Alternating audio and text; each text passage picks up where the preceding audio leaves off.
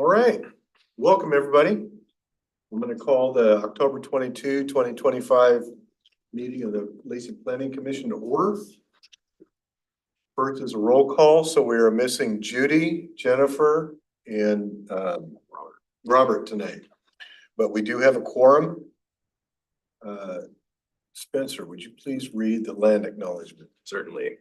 We, the city of Lacey, are on the ancestral land of the tribal people of the Treaty of Medicine Creek, including the Nisqually Indian tribe and Squaxin Island tribe. We acknowledge and remember those tribal people not recognized today who were absorbed or relocated into other tribes for survival. We recognize the ancestors and their descendants who are still here. We recognize and respect the tribal people of the Treaty of Medicine Creek as the traditional stewards of this land since time immemorial, and their role today in taking care of these lands in perpetuity.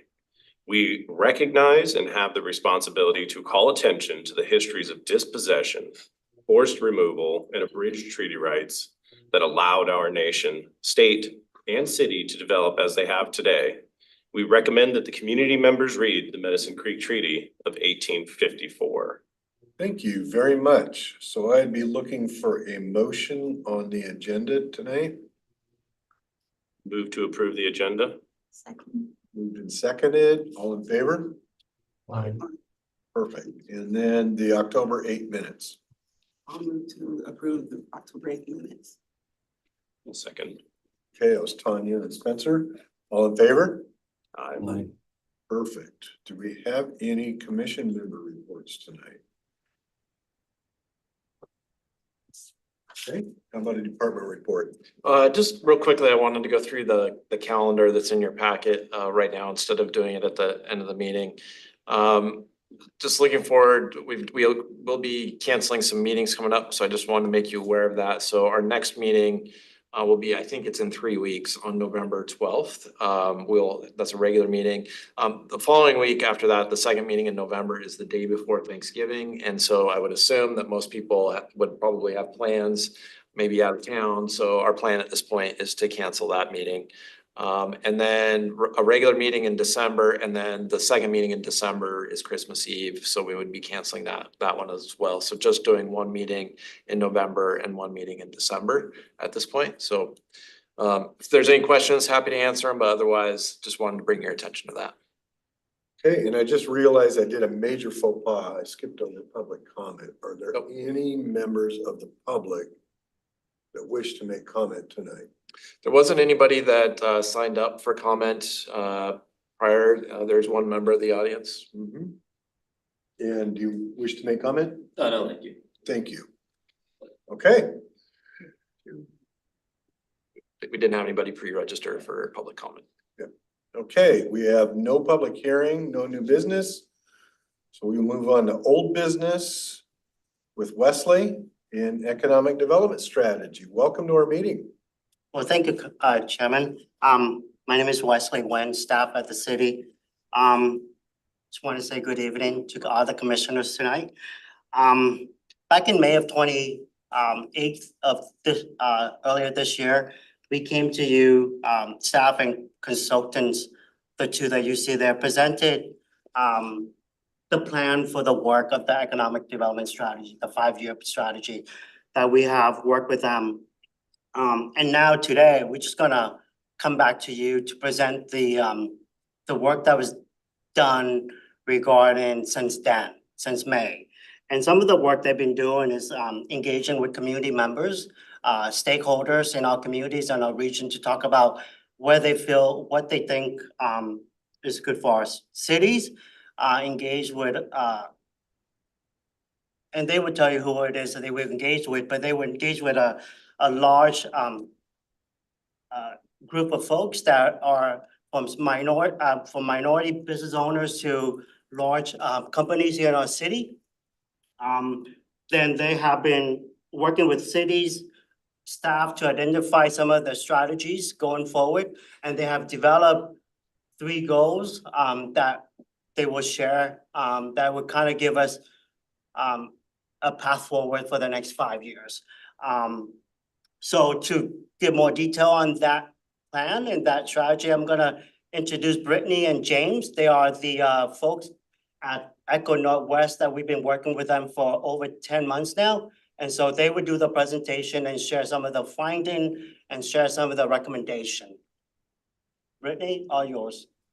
Great. Thank you, Wesley. Hi, everyone. It's nice to be with you again virtually this evening. My name is Brittany Bajent, and I'm joined by James Kim on my team, and we're glad to be back with you. So, James, are you able to share slides? Do you have that ability? Awesome. All right. And can everyone see the slides okay? Yeah, thank Okay, you. great. So thank you, Wesley, for that introduction. And thank you to the Planning Commission for having us this evening. It sounds like you've got a compressed schedule through the end of the year with holidays coming up. So do appreciate the time before you move into that busy season. Also want to thank Wesley's team, Vanessa Dolby, Sarah Schelling, and Shannon Vincent, who have been meeting with us every other week for most of those 10 months to put this work together. As well as the advisory group that met with us several times throughout this process. So it was a team effort, and we're happy to be here sharing what we learned. So for tonight, the agenda is effectively to share with you what we learned and how we're translating those learnings into recommendations for Wesley and his team specific to economic development for the city over the next 5 years. And we're looking for your feedback. We are finalizing this work over the next month or so, and then we'll be coming back to council in December. So really interested in what's resonating with you, any feedback that you have tonight. So no formal action, but just some discussion at the end. We can go to the next slide, James.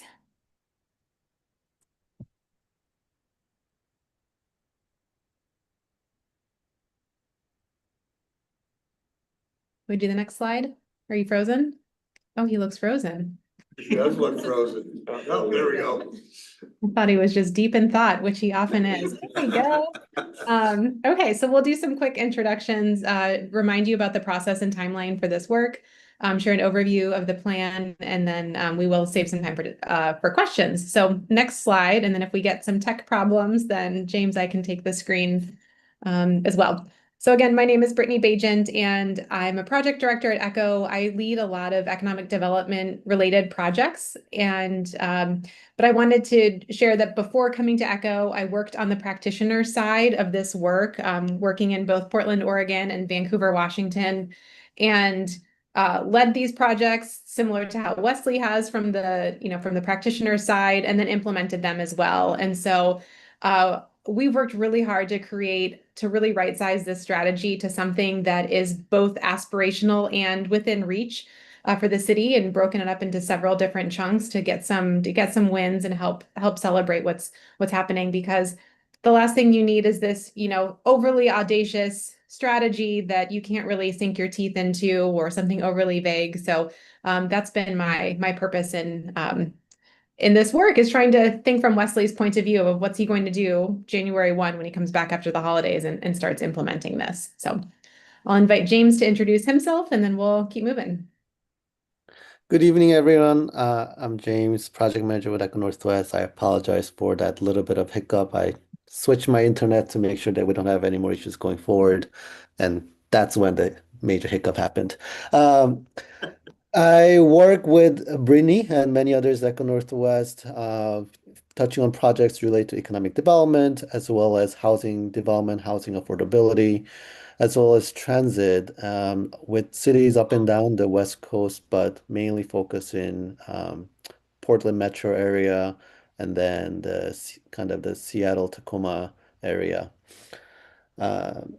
It was a lot of fun learning about your city, and I think one of the themes that will come up is how an outsider perspective, comparing Lacey to to your nearby neighbors. And I learned a lot through this time about the strengths and opportunities that lie ahead of you. With that, I will pass it back to Brittany for some first few slides here. Great, thanks. Oh, actually, no, I can cover this You too. want to keep it? Okay. Yeah, keep it. I think I can do that. So we had started the project with some broad set of questions.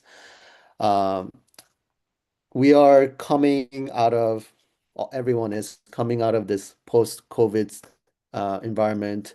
We're in a different federal landscape. We've gone through an inflation, and period of inflation that we hadn't seen in decades.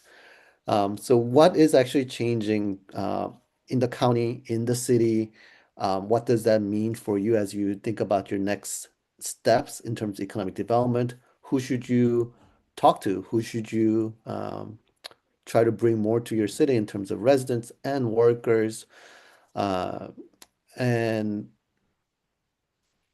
a perspective that we bring is that part of economic development is really place-based, that they're key for cities, many municipalities, you have key locations that drive, um, that become a focal point for residents and workers.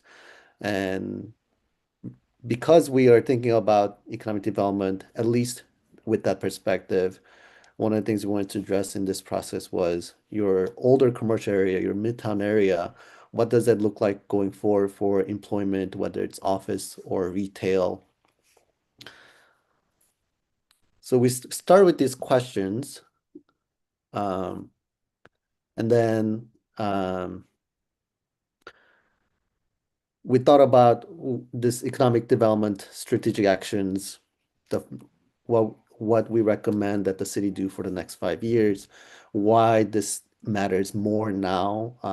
And one of the things that we learned, and perhaps new to people who haven't worked in Lacey for a long time, is that your city has grown, that you are in spite of being in the same county as Olympia and next door, that you are a regional hub. When we talk with other stakeholders in the county, in the region, and Lacey's role in it, that one of the topics that Oh, Uh-oh. We lost him. All right, I can jump in. So because Lacey is the largest city in the county, we want to leverage that strength, and we'll talk about that in a few different ways. a lot And of good. oh, we're losing you, James. Um, and but looking ahead, how is Lacey? What is this new Lacey? So how can it be a destination for people and for businesses? And so this was the right time to do this, and then of course in alignment with the comprehensive plan that you've all been working on. Um, now, oh man, I can't share if he's sharing.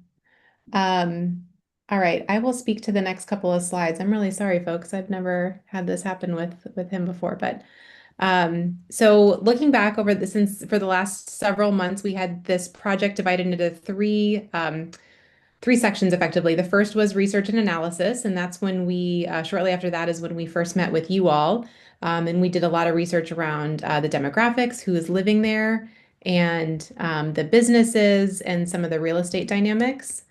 I'm going to go ahead and share my screen. This will be easier here. So you can see what I'm looking at.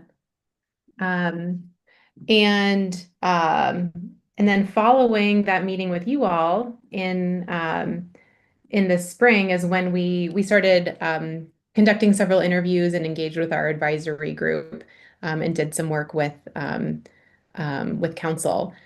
So through the summer and into this fall is when we've been developing the strategy, which we'll be going through this evening. And James, I see you're back, and I'll just keep the screen if that's okay. If you want to jump in on this slide. Yeah, thank you for, and thank you. I apologize for that how I cut off. I actually really don't know how that happened. I usually know why these things happen. Um, Thank you, Winnie, for taking over wherever I was cut off. So when we had presented to you back in May, we had presented our research of demographic and economic data, and this is a recap of that information, or not all of it, but some of it. And there's some things that we had noticed, that your population has grown a lot, but it's also becoming more diverse in terms of race and ethnicity, in terms of people who are age 65 and older. Uh, and then we discovered there are reasons people come to Lacey, and there are reasons why people might be leaving Lacey for the day, for the afternoon. And here are a list of categories of activities that we found, but to put it in more generic words, is people come to Lacey to buy things, and then people leave Lacey to have new experiences. That's a way to think about this two lists here.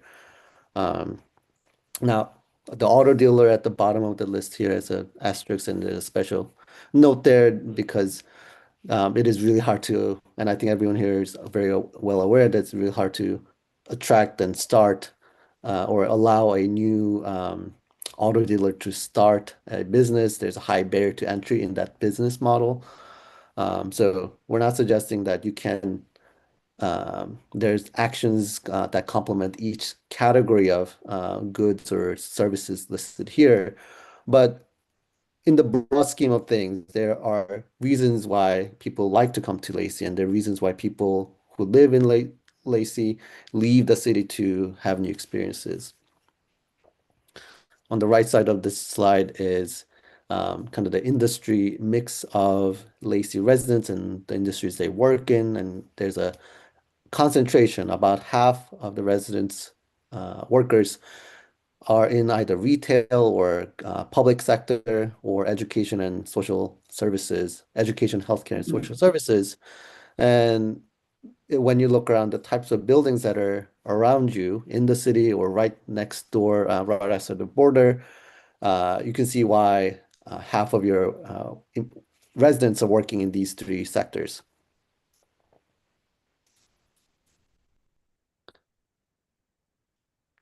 After that point, and right around the time when we had come to you with the information last time, we started our stakeholder engagement process.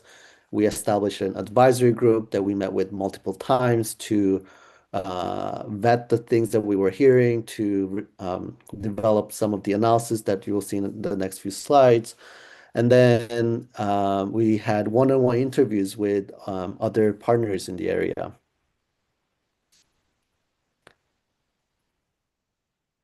One of the things we did, looking at the data as well as conversations we've had through the advisory group and the interviewees, was to develop a SWOT analysis: strengths, weaknesses, opportunities, and threats. And um, the strengths, you could think of this as the things that are unique and distinctive about Lacey and things that you could build upon, you could leverage.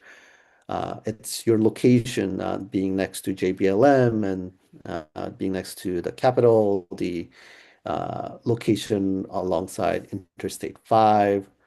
Uh, we knew before this project, before this research, and we affirmed throughout the process that people think there's a business-friendly environment relative to other cities in Lacey.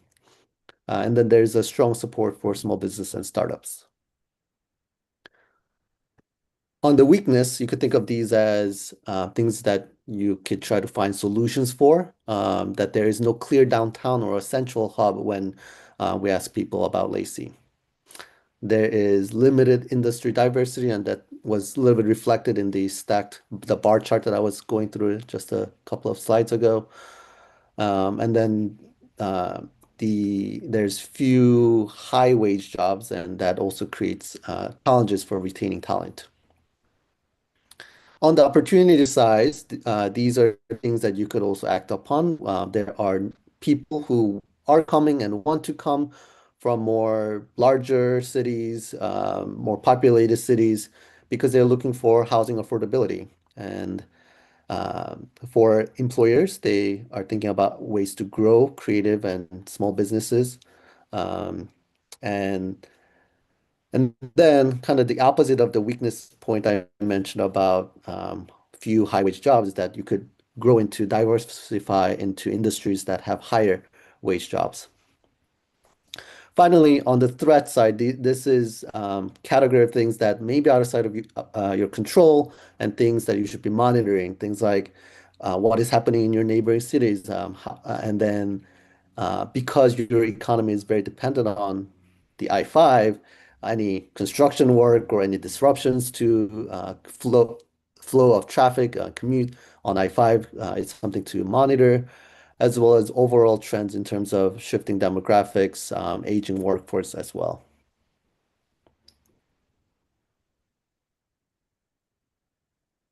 Working with the advisory group, we thought we would develop a vision statement that is specific to the work that we've done to this economic development plan. And we created this blurb. We had heard the feedback that it was too long or it was hard to distinguish what is the most important. So we try to distinguish the very first line here. I'll read, by 2045, Lace will be a vibrant city with an authentic identity in a rapidly changing region where everyone can live, work, shop, and play. And that is really the center of all the actions that we have laid out in the report.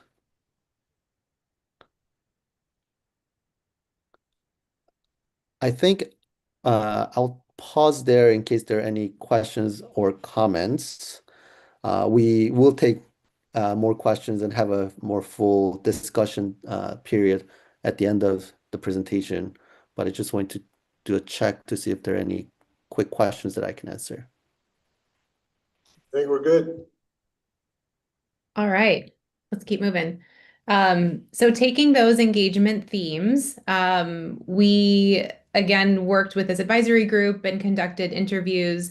So we weren't just creating this in a vacuum, and learned quickly that there's a lot of interest in elevating the city's identity in the region, in providing a supportive role on workforce development, not leading in workforce development. The city doesn't need to lead on that. There's plenty of other players in that space.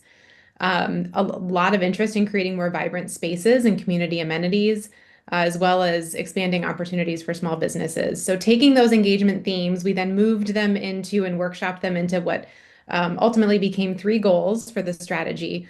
So the first is around defining and promoting the city's new identity. So this is not the Lacey that the region has known in the last several years and decades. And there's a lot of new energy and momentum with these new opportunities. The second goal is to grow the economy by supporting businesses. And we know that government is not in service of directly creating jobs. There's only so much government can do, but it is in service of supporting businesses and removing barriers so that they want to land in Lacey and they want to grow in Lacey. And finally, the third goal is around quality of life and placemaking for residents and new talent considering moving to the area. This was again, one of the more consistent themes from our engagement around needing to create these gathering places, making people of all ages feel welcome. And to that end, our take is that placemaking is an economic development strategy. Creating these really beautiful and vibrant places is going to help the local economy. So we have a goal around that. So we have these 3 goals, and within each of the 3 goals are 4 actions that are much more specific. And you have this content in your packet. I'm sharing just an example of this 1-pager. So we ended up having 12 actions out of this work. It feels awfully tidy. I'm not sure I've ever had such a kind of tidy strategy before, but here we are. So each of the 12 actions have this level of detail, and I'm sharing this just as an illustrative example. So for each of the actions, we have some content around why the action is important. It ties back to some of the research and analysis and the engagement findings, as free of jargon as we could do. We also have a metric per action because we can't move the needle on what we can't measure. So that said, metrics can often be overly onerous on staff. So we're recommending leveraging other resources as much as possible. There's some surveying in here, but making sure that Wesley's full-time job isn't just tracking metrics for this thing. And then we have a series of next steps. And so this is what our recommended idea of what are some manageable chunks to really bite off and sequencing how to really achieve these actions. In many cases, these actions are leveraging work that is already underway. We aren't suggesting they're starting from scratch in a lot of ways. There's a lot of work to build from, so we're uplifting some of that work. and then specific about where the city would lead versus where the city would support on each of these actions. We know that economic development is a team sport. Wesley and his team can't possibly do all of this, and so the support roles are really important. And then we have a category on resourcing. So this is symbolizing $1 sign, $2 signs, $3 signs, really just an order of magnitude of $1 sign would be building on an existing program or policy. $2 signs is a new program or a new policy, piloting something new. And then $3 signs would reference capital expenditures. And so Wesley and his team will be working with council on these resourcing asks. And then finally, on each of these, James did a lot of great research on best practices. And so we don't have to start from scratch with a lot of these. A lot of neighboring cities in Washington and Oregon and other neighboring states have done similar initiatives like we're suggesting, and they've had positive outcomes. And so we've highlighted best practices so that the team can turn to some of these examples and learn from them, reach out to them. How did you do this? What did you learn from it? And so forth. So we have each of these one pagers, and I believe you have them in your packet if you'd like to follow along. So for the rest of the presentation, I will give an overview of each of the three goals and then just give an high-level overview of each of the actions, so you can get a sense of what the group will be doing, what the team will be doing, and how. So the first goal, again, is around this idea around economic identity. So the first action in this goal is to really celebrate and promote the city's diversity via storytelling. So that involves expanding the night market and other events. A lot of interviewees told us about how much they appreciate these events and want more of them. We're suggesting creating a Faces of Lacey series profiling small businesses that engage in these events and really developing a marketing campaign around those businesses. The second action would be to create a comprehensive visioning process. So through this project, we had a vision statement that James went over. It's of course not, a full community-wide process. And so what we're suggesting is that the city think about their vision for economic development, because you have to tell your story or else other places will tell it for you. So we're suggesting a framework around convening council members, senior department leads, groups like you all with the Planning Commission, and a facilitated workshop, and develop a common understanding of what the city's economic identity is, as well as the neighborhoods and their identities, and then build out a cohesive vision with those elements, and then go to the community and survey the community on what their feedback might be on that. Once you have that full vision, building out a framework to communicate that work back to developers, brokerage firms, new businesses may be interested in the city, and other investors via collateral.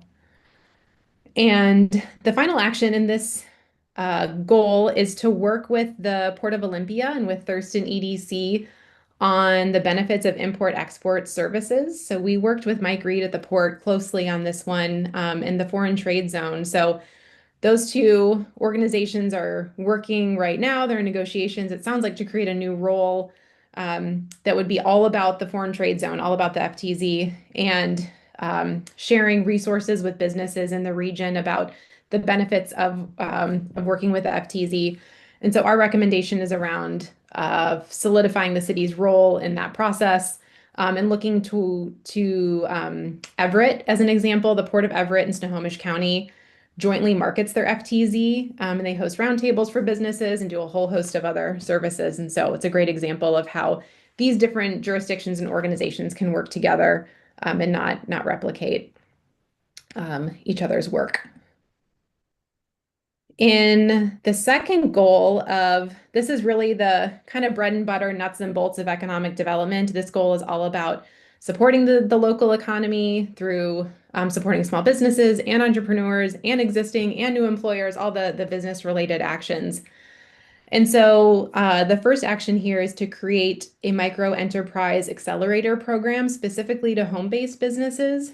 I think this came up as an idea from Wesley in one of our very first meetings around supporting these home-based businesses. providing coaching and technical assistance, working with other service providers to tailor curriculum for micro enterprises and home-based businesses. Think things like licensing and branding and digital marketing and cottage food production rules and things like that. And so really tailoring some of that work for them, and then having some longer term work with these businesses around celebrating them and developing some pop-up spaces.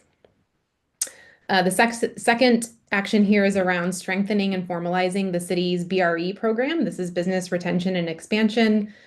So we know that companies are most likely to grow where they start. And so we want to lean into that and do that by developing a business resource navigation team. So this would include representatives from different departments in the city and regional partners to set up a protocol for quick coordination when businesses reach out with a problem or an opportunity, that there's a really solid process here, and having some consistent materials and a consistent experience for them. Spokane did a nice job of something like this called the Rapid Response Team. So they can fast track projects and help businesses navigate through permitting and public works and planning and so forth. So that's an example we're pointing to. The third is around recruitment, business recruitment, and this is squarely in the support role for the city. Thurston EDC does this. They do all of the region's business recruitment, but we want to make sure that the city has all of their updated information for Thurston EDC, including updated industrial sites, employment sites, and resources, and then to join them when they are promoting the city to businesses or trade shows and others. And to create a really clear process for handling relocation inquiries, because companies can call the city, call Wesley and ask about some information because they want to relocate. But we want to make sure that that process is really clear and consistent, no matter who they talk to at the city. And the fourth action here is around childcare. This is another supportive role for the city. One thing of many, of course, that COVID revealed is the importance that childcare plays in economic development. And this also came up in interviews quite a bit. But we now talk about childcare as being a part of economic development infrastructure and a really necessary system for people to be able to work, is to have a place for their kids. We aren't suggesting that the city become a childcare provider or lead in this space, but really support what the EDC and others are doing around childcare. Walla Walla Valley did something similar in terms of a multi-sector partnership that is a really nice example here. But there is some work that the city can do with planning to identify regulatory adjustments and to anticipate needs that are related to site design and infrastructure. So there's a clear role for the city in this one as well. All right, and the third goal, thanks for sticking with me here, and then we can open up if there's any comments and questions, is around quality of life and attracting people to visit and attracting for people to relocate via really bold placemaking actions. And in this world where people can increasingly work remotely, they are looking for communities with vibrant spaces. So we want to lean into that and think really creatively about that. So the first action is around supporting, we're calling experiential retail and entertainment. So again, as James was saying, that people come to Lacey to shop and go to other places for experiences, but we can recapture some of that specifically in Midtown. So we have a recommendation here about looking at zoning code updates that allow for temporary uses and can imagine some new possibilities specific to mixed use and flexible uses for things like pop-ups and festivals and outdoor markets, as well as investing in public spaces to really support nighttime activation, walkability, and so forth. This is one of the more expensive recommendations because it would involve capital expenditures, just as an example, but there's a lot of really great examples. We've flagged 2 in Everett and Tacoma as far as how they've adjusted their permit programs. The second is around activating open spaces, specifically the Karen Fraser Trail. And we see this as 2.2 miles of opportunities for trail activation with things like public art, like murals and sculptures, and other pop-up activities. Bellingham, for instance, has examples of activating its waterfront trail system to generate a lot of momentum with its entrepreneurs. So that's a good one to look into. The third is around investing in year-round gathering spaces and programming to enhance residents' livability, and quality of life is key. We're all humans and need these really important experiences. And we heard time and time again a call for third spaces from our engagement. So a place that's not home, it's not work, it's that other space for you to spend time with friends and family. So here we're recommending an assessment of a permanent location for the food truck depot that would be proximate, so close to other complementary uses like housing and parks and so forth. And then to develop a storytelling campaign around these third spaces. And finally, we are recommending supporting development with some targeted incentives. And so recommending exploring utility rebates or other rebates for other fees, specifically for small and underrepresented business owners to lower those barriers to starting a business and expanding a business.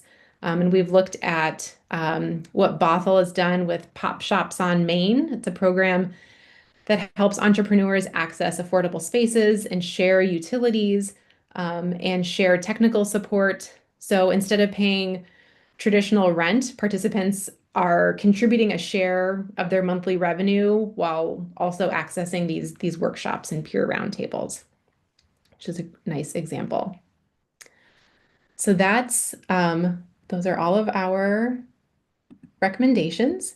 And we can touch briefly on implementation and then open this up. So in the first year of this strategy, we're suggesting that the team launch these more foundational actions that are leveraging work that they've already been working on, as well as starting to measure those metrics. And then years 2 and 3 would be to start scaling the programs, and year 4 and 5 to think about how to perhaps adjust and evaluate what they've done, maybe reprioritize things or deprioritize things depending on some macro conditions. And so while that full vision statement should remain consistent through the next 5+ years, preferably into 20 years, these actions we can see start to change and adjust depending on what the city has needed. So with that, I can pause and ask for any comments and questions. I'm gonna go to Elliot first. Sure. We just recently took the, I guess, so it's not called the Woodland Trail where it goes parallel to Pacific. It's called the Karen Fraser Trail. It's already in place, correct? It's already what? I'm sorry. The Karen Fraser Trail is already in place. We No, didn't yeah. realize that's what it was. We were on Woodland. Oh, okay. Oh, Yeah. wow. Yeah. Oh, okay. So we recently took that and we were so delighted with it that we got all the way down to downtown Olympia from Lacey. Mm-hmm. We're based in by the Woodland Park. Mm-hmm.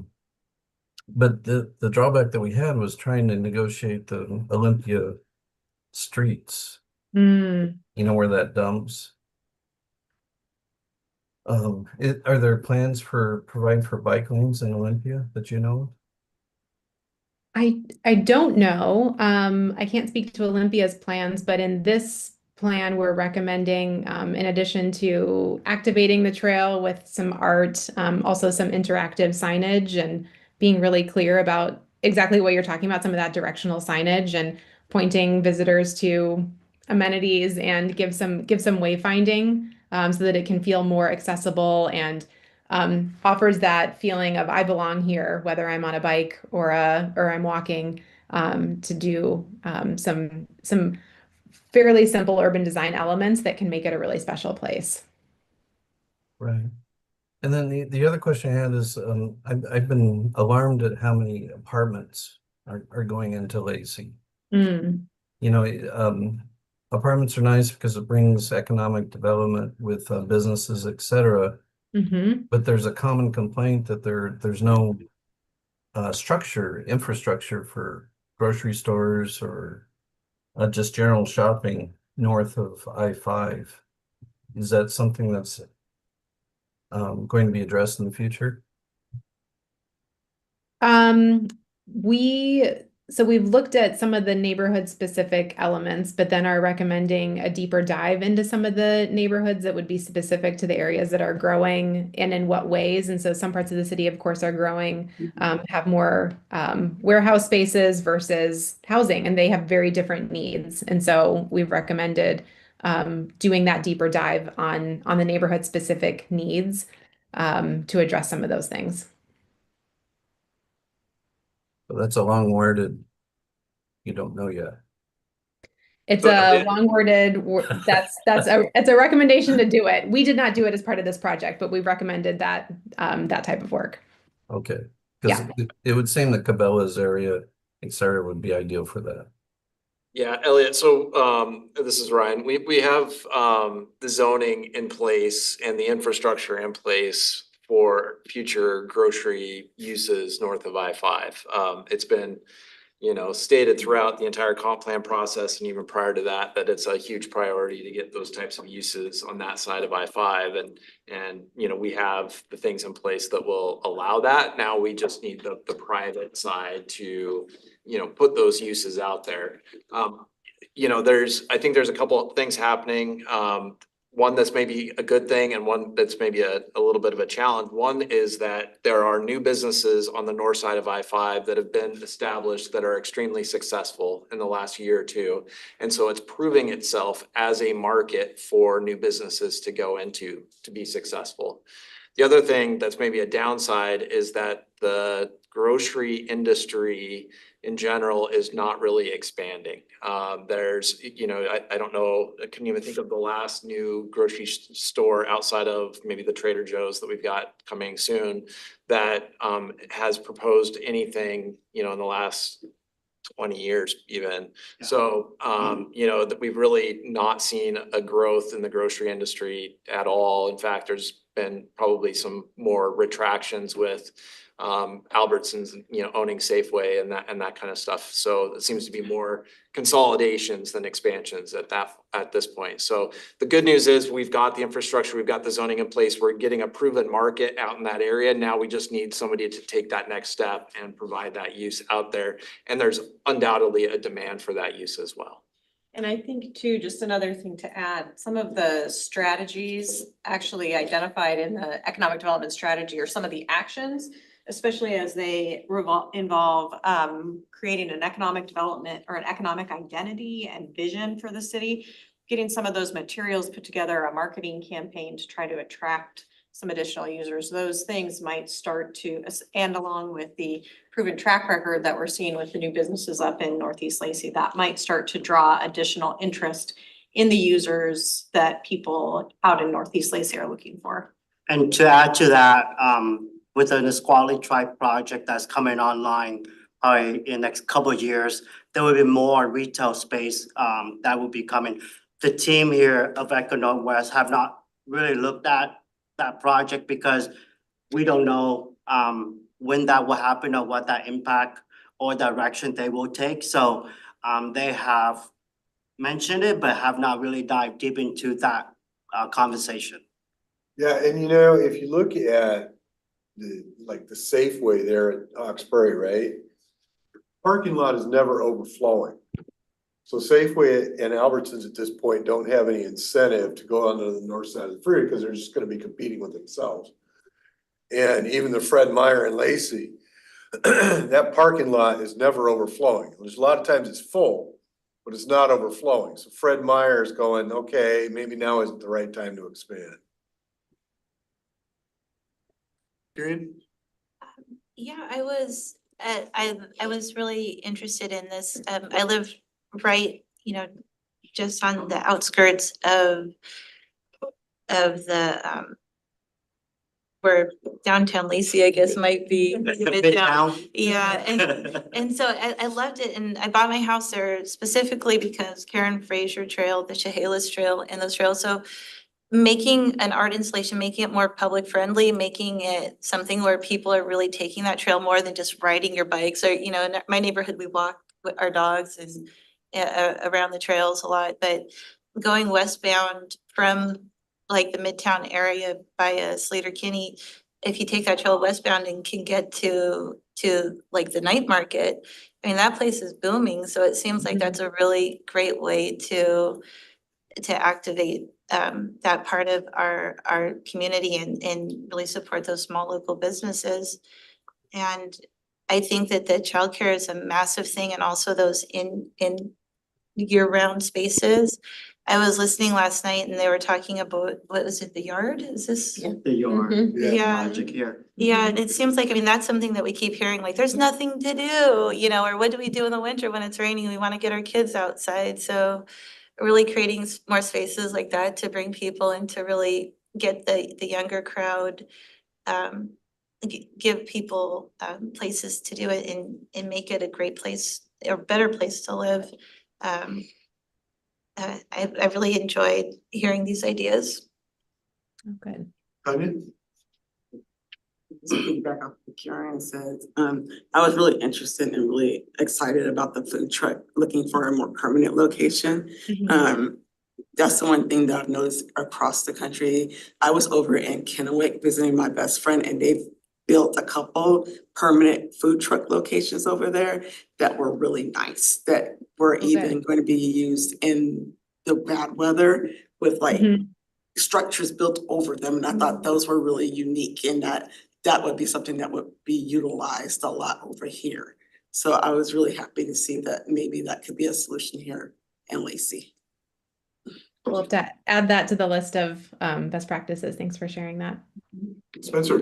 Yeah, number one, I want to say thanks to the city of Lacey. As a former small business owner, I understand every penny counts, especially when you're starting up. So to have that B&O tax exemption for $500,000 and less in revenue is really impactful, because a couple $100 at the end of every month makes a difference when everything counts. So I appreciate Lacey doing that and showing some foresight in that. Some other issues that I ran up against while running and scaling was SBA classifications of small business. It didn't make sense. And I know this isn't a city of Lacey issue and you have no ability to affect that. It's more of a general question.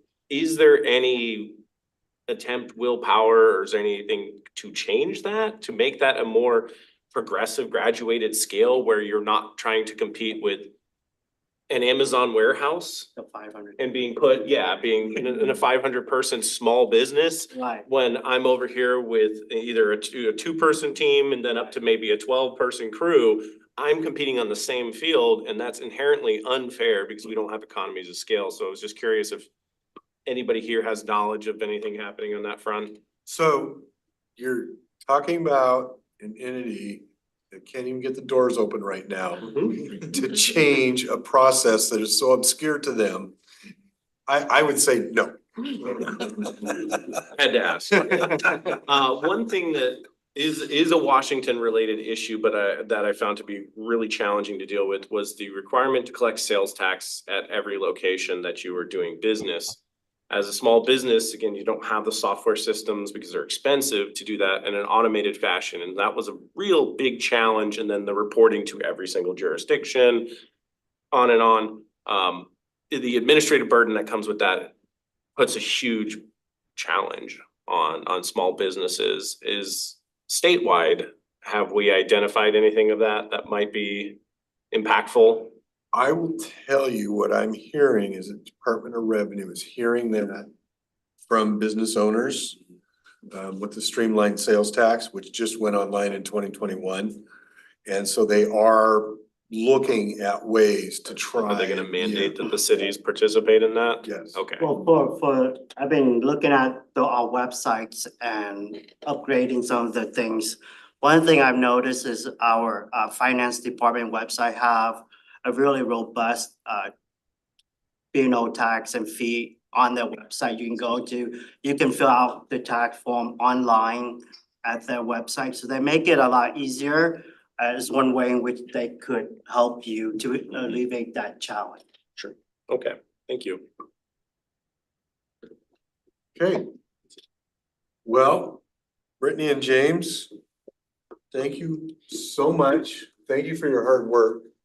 You know, Lacey is a bit of a challenge because one of the biggest things you identified, we don't have a central hub, right? And that's because our town didn't grow organically out of a central location. And so we've got what we've got. But the one thing about Lacey is that we tend to be extremely versatile, extremely nimble in how we solve problems. And so I think we've got a great format to begin to work with here. And, you know, you were given a challenge because Lacey is configured the way it is. But I think this is a good foundation to work from.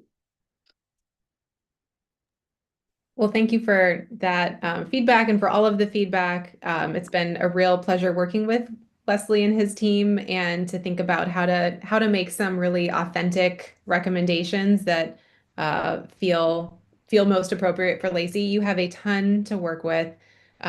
We continue to hear, James touched on this, but continue to hear how business friendly the city is, especially from businesses that work across the region. If they could pick, they would want to only work in Lacey in some cases. And so we continue to hear a lot of really positive things from which you get to work from. So maybe you don't have that classic downtown, but you do have a lot of opportunities for these amenities and placemaking and such a strong culture and reputation in the region. So I think there's a lot to work with. Yeah, one comment I've got is, you know, the last few times I've visited Spokane, and they've got that spectacular riverfront park, right? But one thing that they do is they host a lot of pop-up festivals in that park. And what's making me think about this is you brought up the Karen Fraser Trail. But they space things out, right? It's not concentrated in one spot in the park. And that really encourages usage, and it gets people to go through the entire space, which I think creates a vibrancy. Yeah, I agree. I think there's a lot around events and to share, there's just a lot of interest in it too. So. Organize a bike race, Yeah. just like Spokane have the basketball tournament Right, every right. year. That's right. Like bigger every year, we can do a bike race tournament. Exactly. So with kids. Yeah. Yeah. All right, well, thank you. Well, thank you. Yeah, if there's any other feedback, Wesley can help you connect with us, but we'll be wrapping this up and presenting to council in December. So thank you again for the feedback tonight. Awesome. Thank you very much. Thank you very much. Thank Good to you. see you, by the way. Nice. Visit more often. Love to just invite me. Standing invitation. Thank you. Thank you. Thank you. All right, now we will go on to the comprehensive plan update. Ryan's going to tee this up, and we'll say at the end of this, what we are looking at is making a recommendation to the city council for adoption or further amendment. So Ryan, Yep. kick it off. Thank you. Yeah, I'm actually gonna walk you through most of this and then turn it over to Hans at the end for a couple additional items. But yeah, thanks for kind of teeing this up. You know, we had the public hearing for the comprehensive plan 2 weeks ago. Those comments are included in your packets. Both the written comments and then the oral testimony is in the minutes for the meeting as well, summarized in the minutes for the meeting. So hopefully you've had a chance to go through all those. We're gonna provide some summaries for you. And then we do have, so basically, you know, you have the whole package in front of you tonight for consideration for recommendation to the city council. We do have two potential amendments that staff would suggest as a result of the packet. That there may be more as the planning commission goes through this review.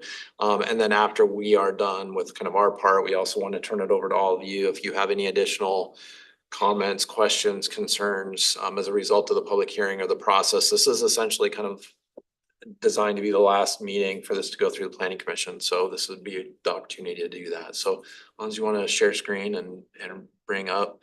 So I'm just gonna go kind of I'll say issue by issue through, and maybe you can zoom in on that just a little bit.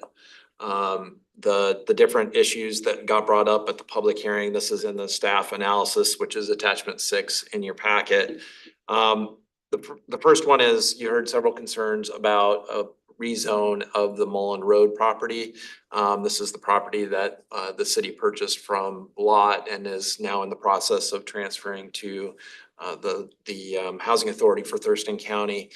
The proposal as part of the land use map and the zoning map was to rezone this to moderate density residential from its current zoning of open space institutional. So previously, this property was designated for a sewer treatment plant.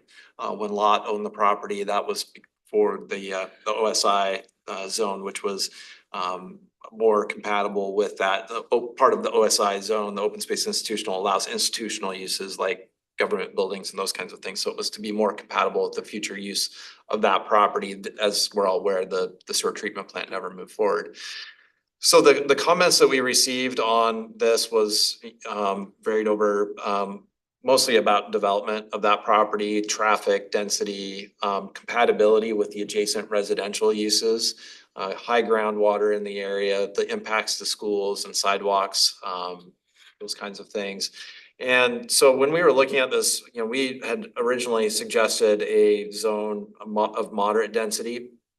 And this is getting back to what I said as far as the amendments that we're suggesting the planning commission make. Is the staff recommendation on this moving forward is actually to rezone to low density residential rather than moderate density. The reason being is that it is the lowest intensity of residential development that we allow in our zoning district. And so things like traffic and density and those kinds of things, this property needs to develop. It's going to be owned by somebody that will develop it in the future. The highest and best use probably is something that's a little bit higher density, but when we're looking at all those issues, so, potential traffic, the groundwater issues, the adjacent residential areas, the need to be compatible with those adjacent areas, then our recommendation is low density residential. And I just want to remind the planning commission as well is that at this point, a lot of what got brought up, it needs to be analyzed through the future development applications associated with that property. So things like groundwater and stormwater and utilities and traffic and those kinds of things, that's not really anything that we can best address at this level. It's really best addressed at the project or the permit level when we do the technical analysis and review of that project.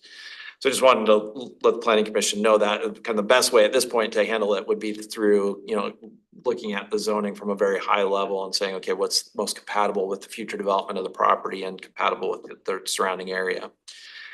And then I did also want to mention that related to the future development of the property is that the Housing Authority is actually going to be holding a community meeting coming up at the end of the month at Camacha Middle School and has already sent out invitations to the neighbors at this point. So this is a voluntary meeting. They're not required to do it, but they want to get information out about a future project there. Again, one that we do not have a development application for. So that's going to be October 30th from 6 to 8 at Camacha Middle School. And that's going to be a way for neighbors to be able to share their concerns directly with the future developer of that property as far as what their concerns are. So any questions on that? Anything else that you might have heard that you have questions about related to that topic? I was just curious, with the housing authority, I thought that their goal was to provide larger amounts of low or, accessible housing. And I'm just wondering if low density is in alignment with maybe the goal of the housing authority. It is, and that's a great question. So, under standards, low density zoning that allows up to 6 units per acre, and it's a 5-acre piece of property. So a traditional single family development would be allotted about 30 single family units. The proposal at this point, again, there's no project in front of us, and so we have to consider this from a very high level, is that the Housing Authority is considering using our cottage housing regulations, which are for smaller footprint dwellings, like as the name implies, cottage style development. Which if you do that through our development, through our zoning code, it allows you to essentially double your density. So they could get up to 60 units at a cottage style development.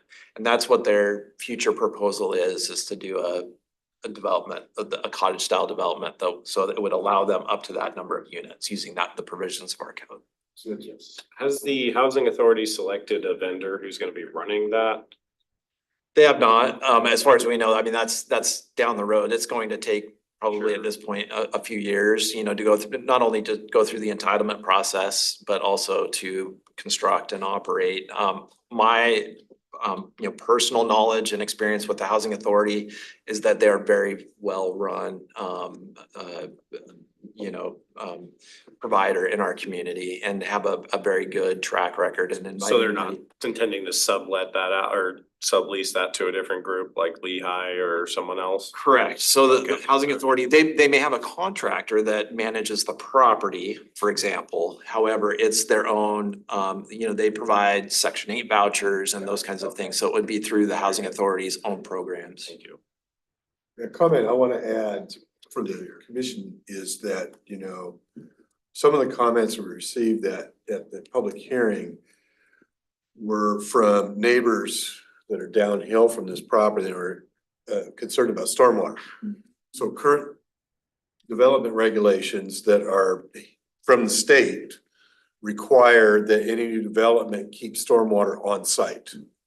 So that's not as much of a concern as it would have been, say, 20 years ago.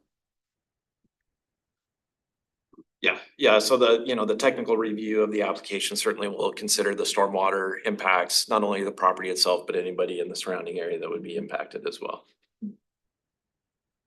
All right, anything else on this one? Can move forward to comments on our climate elements, specifically around the use of language that is currently more supportive than it is prescriptive. So the commenter gave the comments that, well, you're providing language that is suggesting that the city should do certain things and not requiring that the city should do certain things when it comes to reducing greenhouse gas emissions and those kinds of topics.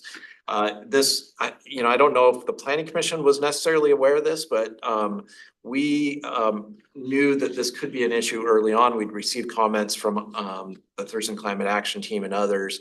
And so we actually went to council on August 12th and asked them the specific question and asked the council to give us guidance on whether they wanted to suggest the supportive language or the more prescriptive kind of mandating language where, when these policies exist. And the answer we got back from council is they really like the supportive language because it gives us the flexibility to do different things rather than the prescriptive language that may kind of paint us in a little bit of a corner when it comes to things like greenhouse gas emissions. So at this point, the staff's recommendation is to continue with the language as is. You'll see in the staff recommendation, there have been some changes to some of the language to be a little bit more requiring. So instead of like policy G2A, I'll just use the top one there as an example. Instead of the word consider, use the word prioritize. So when using lower carbon building materials, policy R8D, instead of seek homeowner financing, it's support resilient upgrades for low income residents, identify grants, and develop rebate programs. So it's really being a little bit more prescriptive where we can. Policy T2A at the bottom, if you want to go down to that one, Hans, is another. Instead of the word embrace a safe system approach to transportation, it is implement a safe system approach. And so where we've been able to, we've massaged, I'll say, some of the language to be a little bit more requiring than previous language, which was maybe more supportive. Ellie, you had your hand up? I put it back down, but I really don't like the idea of having prescriptive because, our costs are just through the roof with all the new mandates and for energy, mandates for electrical, mandates for solar, to build, and then when you start adding on, you know, whatever you want, silver or gold certificate for climate, you really we have to put a break on some of this at some point. You know, the costs are just through the roof for construction.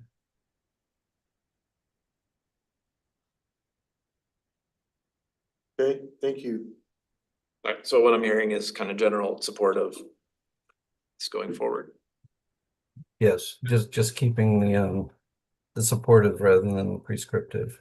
When you start saying that you have to do this, you just start creating huge costs that really eliminate even the ability to build at some point. Do you have something to add? I was just gonna say or add that, and as far as these policies that we show as kind of examples of where those opportunities did take place and where those steps were taken.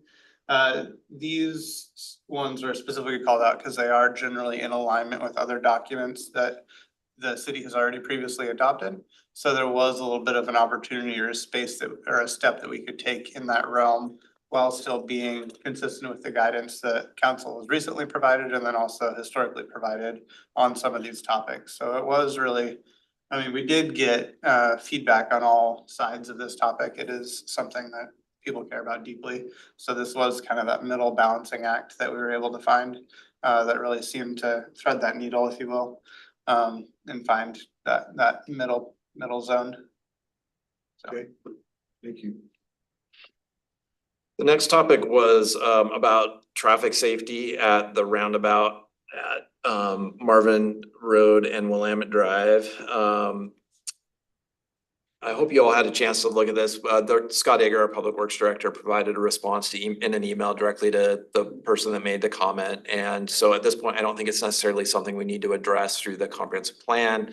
Basically, the email states that, the record on roundabouts is that they tend to be safer in terms of there's less catastrophic collisions than there are in, standard signalized intersections. And then also goes on to talk about the volume of traffic and how that's increased over the last 25 years out in the Oxbury area.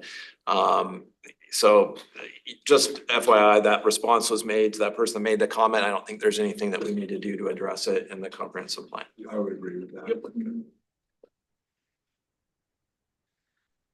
So the next one I wanted to go through is the comments from the Olympia Master Builders. So not only did they provide comments at the hearing, I also emailed you earlier today with some additional comments that they provided. And so I think their comments that they submitted today were very similar to the comments that they submitted through the hearing. And so I'm just going to go through the hearing ones tonight because I've already kind of pre-prepared those. But I think in general, they're kind of in keeping with the comments that they made today as well. Our response is that we don't believe there needs to be any adjustments to our policies as a result of the comments. We've kind of gone through them and some of them we definitely agree with, and others I think just need to be addressed or need to be addressed through other measures other than the comp plan. So I'll start with infill priority versus delivery tools. So master builders were concerned about things like review times for application processes and fees that are transparent and those kinds of things. I just recognize that there are now state requirements that we have what we call shot clocks for review time. So we're required to review permits and projects within a certain amount of time, and those are standardized now across the state. We also publish our fee schedule on our city website and those kinds of things. When was that implemented? When is the effective date of that law? It is in place now. So it's Okay. been in place for 5290 for about a year now, sir. So that has, Yeah. so 5611 has no bearing on that? What is 5611? That was a Senate bill that established another set of timelines, and the effective date of that is January 1st of 2028. So I was just reading about it tonight and it had a similar list with 65 days with this, 170 for Okay. public events. So I don't know. That was the final, Ring a bell. both house approved bill, It's 5611. 5611. They'll get back to you on that one. I was like, what? It's not uncommon that somebody brings up a bill and you don't know much Oh, about I know. I live in that world. Hey, are you guys doing this? We were supposed to start January 1st. What? Yeah. Yeah. 2028 is always one. Yeah. Good news. Yeah. That. Got a little bit of breathing room. It was very sparse. It was 3 pages total, including the preamble, and it didn't say that it was an amendment or a change to something else, but it looked like it was missing a lot. Elliot? Well, I was looking at some of their requests, and like number 7 was affordable housing toolkit for housing programs, adopt an annual affordable housing toolkit resolution, MFTE, refresh fee reductions, free pre-approved plans, expedited permits with production targets and sunset review. How's that addressed? I don't think those elements are appropriate for a comp plan. Okay. Yeah, and that's a fine answer. The other thing I would say in response to that is that we do most of that already, Elliot. So, we already have pre-approved plans at our counter for anybody to use. Reduced fees for structures that are 1,400 square feet or less. We have a whole tool. While we don't have a formal toolkit, like we don't say these are all the options to you, and that's something that we could certainly think about doing as part of a promotional material kind of thing. We do have a substantial number of incentives that we offer for smaller, lower square footage homes. And so that's something to consider. But like the chair said, that's not necessarily something that needs to be specified in the comp plan. Yeah, and the reason I say that, Elliot, is because there is a defined process for how we have to amend the comp plan. And the more specific rules you put in the comp plan, the more difficult it is to pivot as environments change. So we do a substantial amount of that. I'll just go through a couple of maybe of the others, and so we don't bog down too much in this section. One of the things related to housing need and capacity is that, they requested that the city, we have to look at our capacity for homes and making sure that we're meeting state targets for population and housing. But we can't guarantee that those units will be built. And so they have some suggestions as far as like keeping track of what are our housing projections and are we meeting those projections? And again, I think that's a worthy comment. It's just not something that necessarily needs to be addressed through the comp plan. Yeah. Also related to some fees related to transit and other transportation options, and getting some credit for those. And we do allow for most of those concepts through our existing regulations. So it's just something I want to make you aware of there, but not something, again, that needs to be handled through the comp plan. Let's see, is there anything else on so that we need neighborhood commercial, the comment about making sure that corner stores are permitted uses, that we do allow live, work, and daycares. They already do that.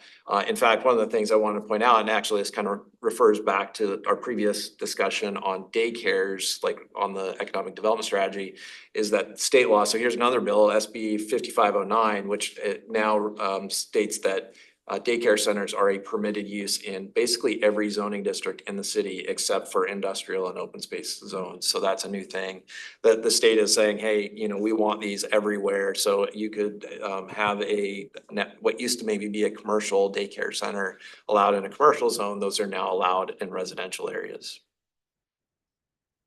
So there were 2 other comments that we flagged from their additional comments they provided in advance of tonight's meeting.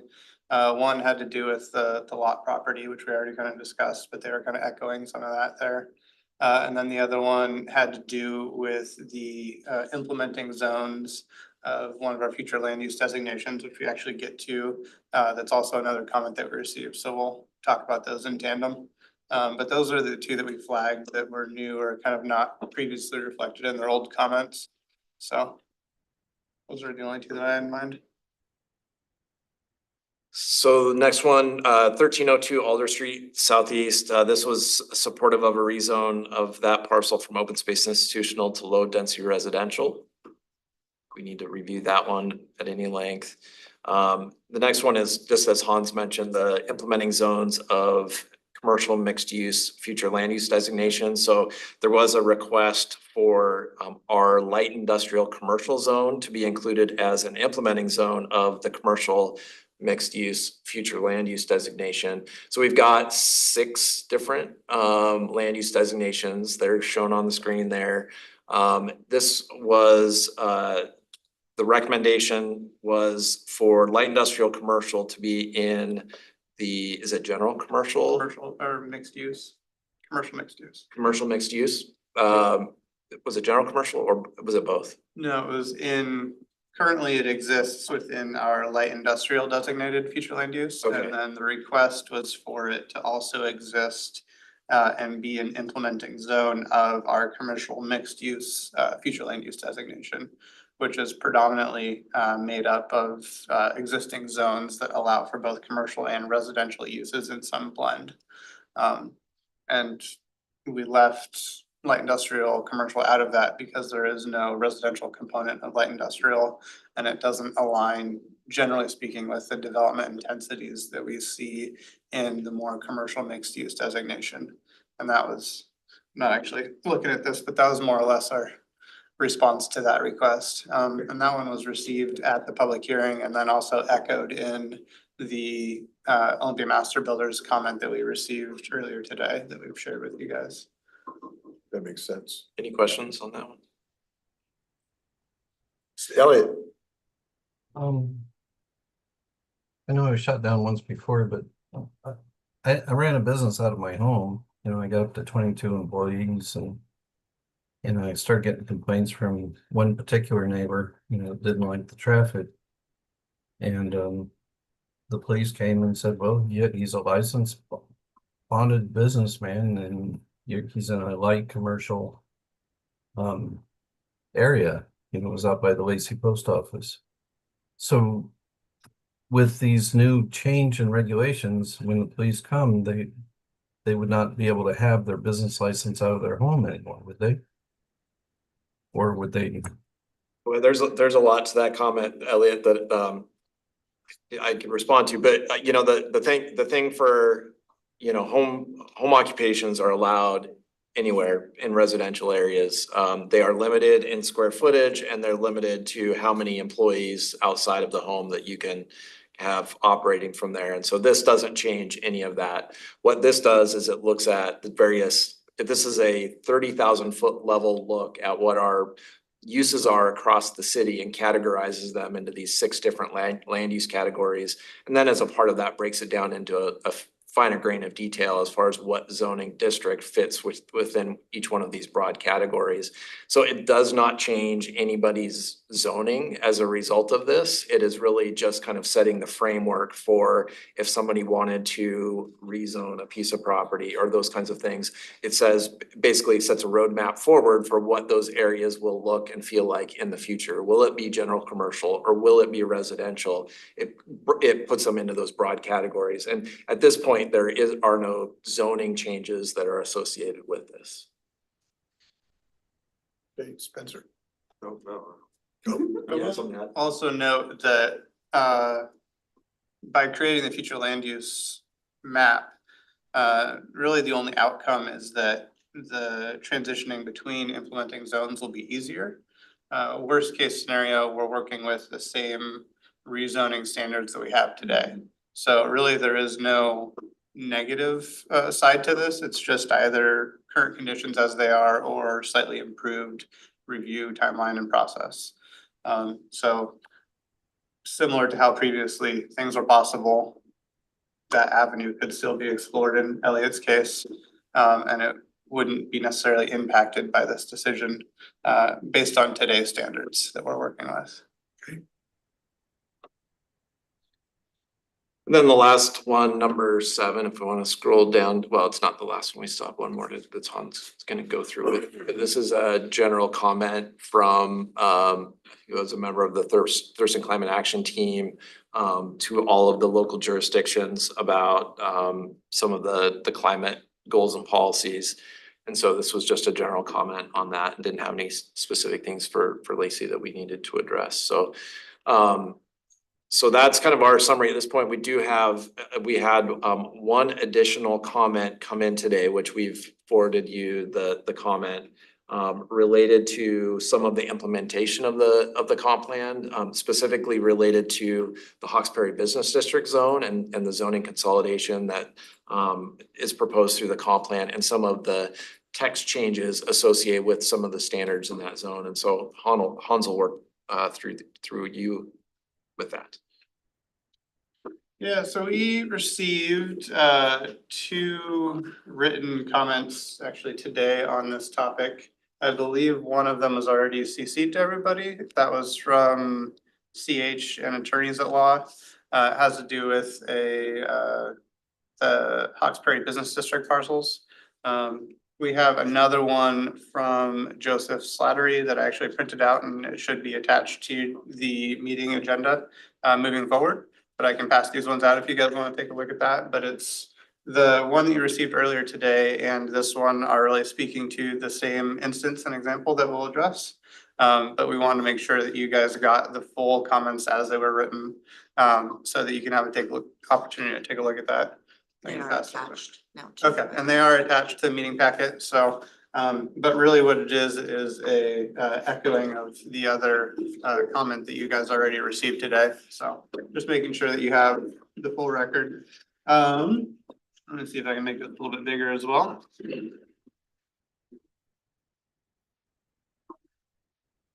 Zoom in. Yeah, and so Elliot, for you, you will be able to find what I just passed out attached to the meeting agenda as well. And it is available, and again, it is kind of an echoing of the other public comment that you guys received. But really what it speaks to is, and I should say that there's a range of different topics that are covered in this public comment. There's only one that specifically speaks to the comprehensive plan as far as what we're working on. And it has to do with the use of warehousing and distribution activities within the Hawkesbury Business District. So that's, I believe, bullet number 1 on that packet that I just passed out. You want to maybe mention that the other 2 are relative to the item that you've already made a recommendation on to council. And so that's why we're not talking about the other 2 items that are on there. So those are the permit processing standards that you guys made a recommendation. These comments will go to council, and so council will be able to review them as part of their review. But because the planning commission has concluded your review at this point, you've made a recommendation, and so at this point it's with the council to make any of those changes, and we'll make sure that they get this as a part of their review.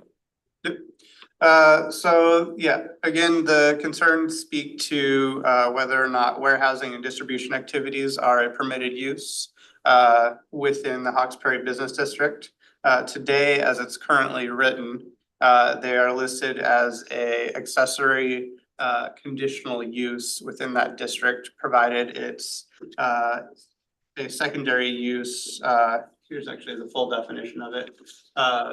Activities in conjunction with primary functions such as business headquarters, research and design, marketing, or retail sales, and subject to the granting of a conditional use permit. Through the consolidation of the different zones that we did as an exercise as part of this update, we looked at where there was overlapping zoning designations and opportunities to consolidate them. One of those opportunities existed within the Hawkesbury Business District, where we actually had 2 sub-districts, one of which was more commercial leaning and one was more business leaning. After a review of those 2 sub-districts, we decided to consolidate those all into one Hawkesbury Business District to really streamline and simplify that chapter. And then also in doing so, we took the permitted uses within that chapter and really consolidated them into one list.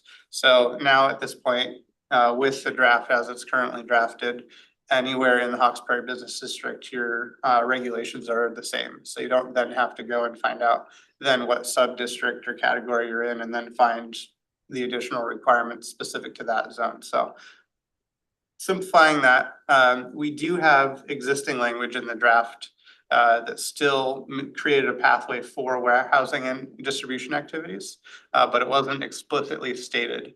And so the comment is really raising concerns over the fact that it was no longer explicitly called out. So our staff recommendation as part of tonight's activities, and this is the other one where we are recommending a minor change, is just to add that bullet back in as currently listed within the adopted chapter as it's written today.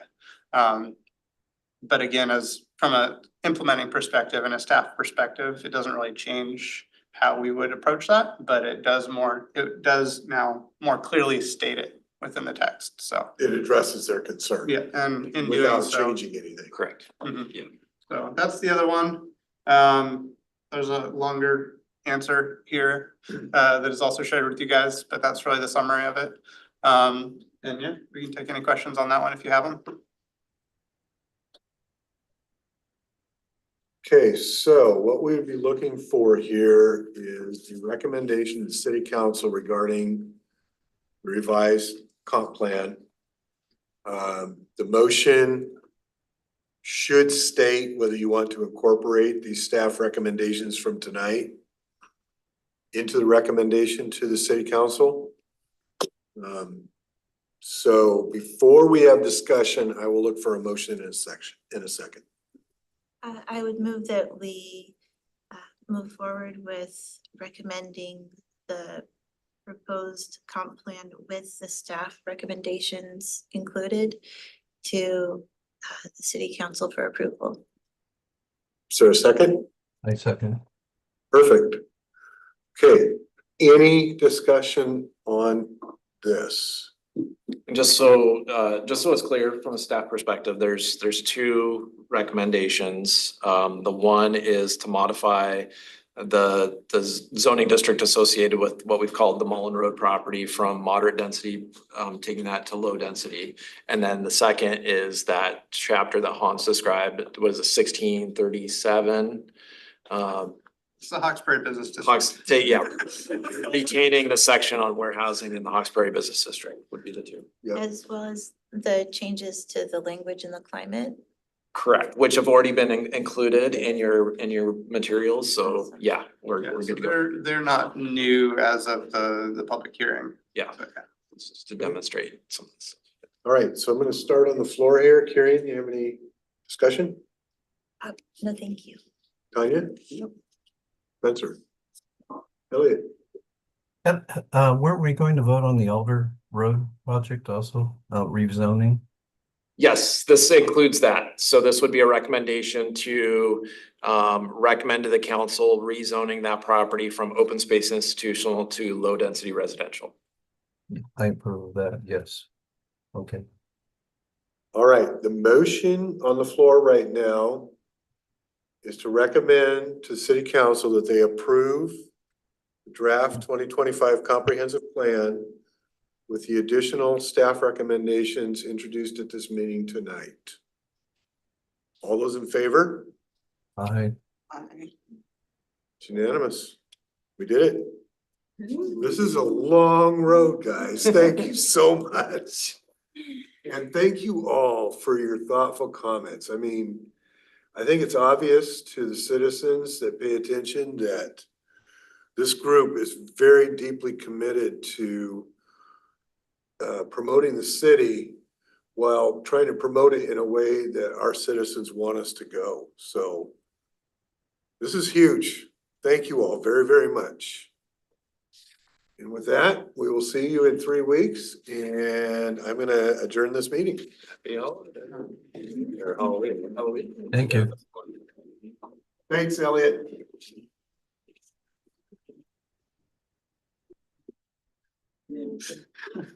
Wow.